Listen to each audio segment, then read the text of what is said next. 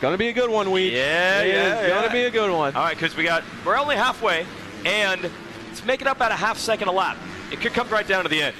I'd love to see it. I'd love to see if there's some little attitude involved. I know it was a racing incident. That's right. I know it was a racing incident. But these guys are so competitive. They want to win so bad, and it looks like he's gaining on them a little bit. He has gained on it quite a bit. He knocked it down from a 5-second gap between he and Ferry now down to just over 3 seconds at 3.1. So, yeah, he is definitely on the charge. He just turned a 155.151. That's not the fastest. Now, Bennick has a 154.9, just below the 155. But I'll tell you, these guys have got some great speeds right now.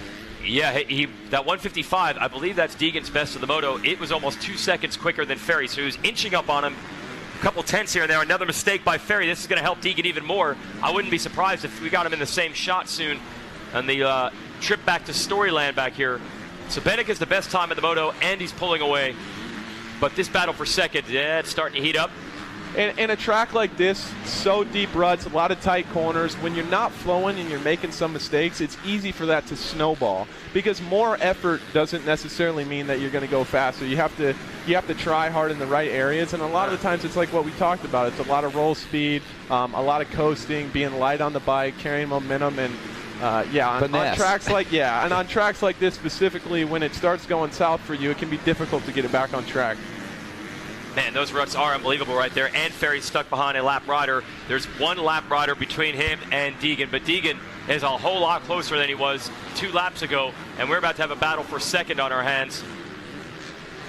And can Ferry survive this? He needs every position.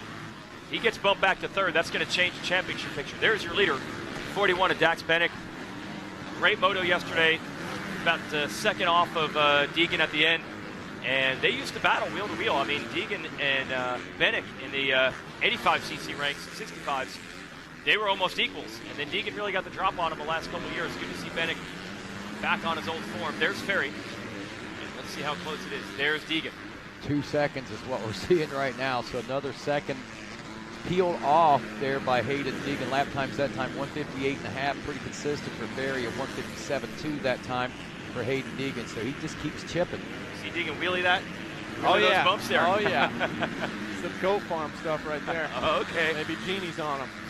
It is fun, yeah. So the Star Racing team purchased Ricky Carmichael's old riding facility, the goat farm, and the team works there, and their trainer, Gareth Swanepoel, works there. But Jeannie Carmichael still shows up. She's part of the deed. As Bobby Regan, the team owner, said, don't worry, the goats are still there. The goats are still on the farm. So Ricky's mom still shows up. The riders tell me, they're like, man, if you see this beat-up Chevy Tahoe driving up the road, you're in for a long day. So he's soaked up those lessons, I'm sure. I'll try to keep this story short, okay. But my first time to Ricky's track back in 2008, the year after he retired, we were both out there for some type of photo shoot, but doing a moto. My dad was giving me the pit board next to Jeannie, and my dad was drinking water, and Jeannie said, no, they can't have water when they're out on the track, so there's no water allowed until they're done. So I thought that was pretty cool. That's gnarly just for the sake of being gnarly. Right? There's no need for that except I'm just tough. Wow. That's what they preach down there. Deegan's soaking it up. But he had the 155 the previous lap, then a 157. Let's see what this time is. He's catching Ferry, but not as quickly as he was a few laps ago. And sometimes you have to be really disciplined. Obviously, Deegan did that 155. He got super close. But then you start getting closer to them. You kind of start paying attention to their lines, start paying attention to you kind of get locked in on the back of their jersey. So Haiden just needs to keep doing what he's doing, do his own thing. And wow, that was a cool line. Yeah, hopping and popping. If you believe what timing and scoring saying right here, it's saying less than a second separated those guys as they came across the finish line stripe. And if that be the case, Ferry is under some really hot and high pressure right now. And only 2 to go. So time running out for Deegan to get him. And again, Ferry needs this spot. He ends up 3-3 going into the final moto. That's a big advantage. Oh, here it comes. He's got to run on the inside here. He's got the line. That outside line, we heard Megawatt talking about it. If you can get the drive, you can triple through this. But, man, Deegan's got the better drive from the inside, it looks like. Well, that did not work out for Ferry at all. That wasn't even close how wide he went. And he never even saw Deegan. They never even came close to each other. Deegan has the spot. So, advantage, Dax Bennick now. Yeah, he can be sitting on a 4-1. And make his life a whole lot easier going into that last Moto. It's odd to think that 4th in Moto 1 is what got the job done, but the scores don't lie. Let's see who's second that one. Base Fluke. We finally got Base Fluke on the radar. He is 5th right now. Somehow, Julian Boehmer's bike is still going. He started smoking on the 2nd lap. He's 4th. Base Fluke 5th. So Base Fluke could have a 2.5. So he's still in contention. Be a point off of, or 2 points off of Bennick. Dayton Briggs 6th. Trevor Collins 7th. Jorgensen has climbed back up to 8th, so he'd have a 1-8. Casey Bernard is 9th. Trevin Nelson rounds up the top 10. Aiden Kiefer 11th. Lane Allison 12th. Lux Turner, Mark Finaz, Ron Johnson, and Grant Hoffman. That's your top 16. With the white flags coming out here for Bennick.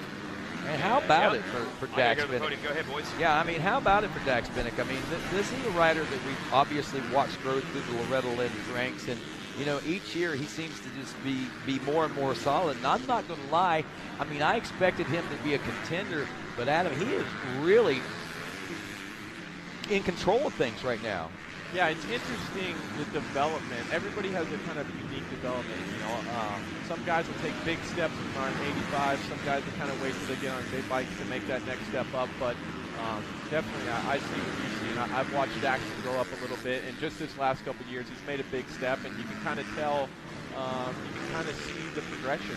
You can see the kind of his arc and where he's going to go. And man, does it look good right now. He's making it look easy. He is, and whenever you take into account the talent that he's battling against, I mean, not only in Evan Berry and Haiden Deegan, but I mean the rest of this class, riders like Base Blue, riders like Jorgensen, riders like Mark Phineas. I mean, those are some top riders that we expect up there as well. And I mean, and we've got other riders, Boehmer, Dayton Briggs up there, Trevor Collins is another rider we've watched grow up, and man, he is really solid here as he moves through the ranks. Absolutely. I mean, you have a lot of these guys in the top 10 that have a potential to have a real future in the sport, you know, to have factory rides, to be up there on podiums and, you know, pro motocross. And that's been one of the big surprises to me. You know, at one time it was all about the prodigies. They made the step out. They made the step up. You win the Horizon Award. You're the next big thing. And now we're seeing a lot of these riders that maybe never won a championship, maybe only win a few golds here and there. When they make their way to the professional ranks, they appear to actually be stronger. Yeah. They do better there than what they did in the amateur side. Well, there's no secrets anymore. Everybody knows what everybody's doing program-wise, and I think that's why you see the gap getting closer and closer. Checkers are out, and Daxton Bennick has taken the win. Sorry about that. Haiden Deegan taking second, Evan Berry in third. That's the way they'll go to the podium. Looks like Boehmer, Base Flug in 4 and 5, then Briggs, Collip. Jorgensen should hold on for 8th, Bernard in 9th, and Trevin Nelson in the number 10 spot. And it looks like Daxton was so focused, so locked in, that he just kept going on the checkered flag. He's out there doing another one. He's still going after it, but I swore I saw a checkered flag. Yeah, fitness looks good on the bright side. Hey, I have got 2 greats here in the racing world. Do you know that guy right behind you by any chance? Stu Baylor. Yeah. This guy could tune me up in the woods.